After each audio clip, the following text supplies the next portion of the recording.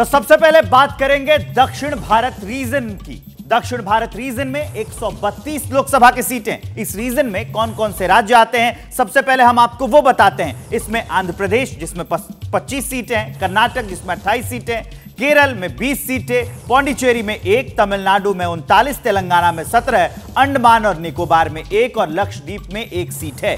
इसके अलावा अब सवाल यह पैदा होता है कि जो ओपिनियन पोल है उसके अनुसार अगर वोट कराए जाएं तो कौन पसंद होगा वोटर्स की, नरेंद्र मोदी या राहुल गांधी? जब यह सवाल हमने पूछा कि अगर डायरेक्ट पीएम चुनना हो तो किसको चुनेंगे आप, तो जवाब कैसा आया सी वोटर के सर्वे में, यह हम आपको बता रहे हैं। जो कर्नाटक है वहां पर प्रधानमंत्री नरेंद्र मोदी को 35% लोगों ने पसंद किया और राहुल गांधी को 26%। तेलंगाना में 50% लोगों ने और 40% राहुल गांधी को। आंध्र प्रदेश में 56% लोगों ने नरेंद्र मोदी को पसंद किया, जबकि राहुल गांधी 34% लोगों की पसंद है।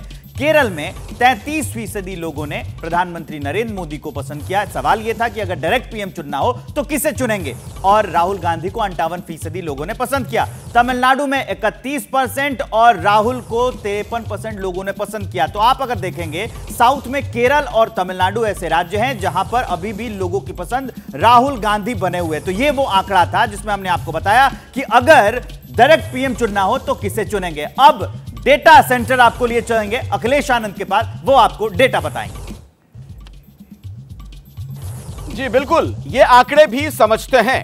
और दक्षिण भारत की बात की जाए तो आप जरा गौर फरमाइए। पहले वोट प्रतिशत के लिहाज से देख लेते हैं किसके खाते में कितना वोट जाता हुआ नजर आ रहा है, उसके बाद सीटों की भी बात होगी। अब देखिए, आपके लिए पूरी व्यवस्था हमने की, इस ग्राफिक्स के जरिए हम आपको समझाने का प्रयास करेंगे बहुत ही सरल भाषा में कि किसके खाते में कितनी सीट जा रही है। आज की तारीख में अगर मतदान हो जाए इस रायशुमारी के मुताबिक जो स्थिति नजर आ रही है, ये पहला आंकड़ा आपके सामने आ गया है वोट प्रतिशत का। ये देखिए, एनडीए के खाते में 19% वोट जाता हुआ नजर आ रहा है, जबकि आप देखिए इंडिया जो गठबंधन है उसके खाते में 40% वोट जाता हुआ दिख रहा है। अदर्स की बात की जाए तो 41%। ये दक्षिण भारत की हम बात कर रहे हैं। कुल जो 132 वहां पर सीटें हैं उसका आंकड़ा, उसका पूरा गणित आपके सामने हमने रखा है। इसमें आप देखेंगे इंडिया गठबंधन जो है वो बहुत आगे है एनडीए से, लेकिन जो अदर्स हैं वो इंडिया गठबंधन से आगे हैं। यानी 40% वोट अगर इंडिया गठबंधन के लोगों को मिलता हुआ दिख रहा है तो 41% अन्य को मिलता हुआ दिख रहा है, जबकि एनडीए के खाते में सिर्फ 19%। अब जरा इसे हम सीटों में कन्वर्ट कर देते हैं, फिर यह आंकड़ा कहां पहुंचेगा वो आप देखिए जरा। बहुत दिलचस्प हो जाता है देखना प्रतिशत, वोट प्रतिशत को जब हम आंकड़ों में कन्वर्ट करते हैं वो स्थिति क्या होती है उस पर भी जरा गौर फरमाइए, क्योंकि दक्षिण भारत बहुत महत्वपूर्ण कई मायनों में होने जा रहा है। ये देखिए, अब आपके सामने वो सीटों का आंकड़ा है। एनडीए के खाते में आप देख रहे हैं 20 से 30 सीटें जाती हुई नजर आ रही हैं। इंडिया गठबंधन के खाते में 70 से 80, अदर्स के खाते में 25 से 35। यानी साफ तौर पर इंडिया गठबंधन यहां पर लीड लेती हुई नजर आ रही है 70 से 80 सीटों के साथ, जबकि एनडीए महज 20 से 30।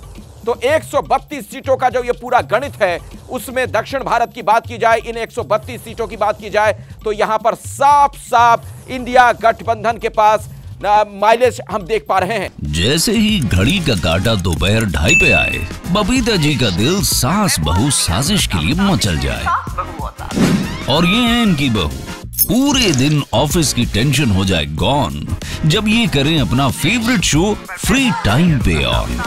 इनकी तरह आप भी देखिए अपना फेवरेट शो अपने टाइम पर और डाउनलोड कीजिए एबीपी लाइव ऐप अपने स्मार्ट टीवी पर।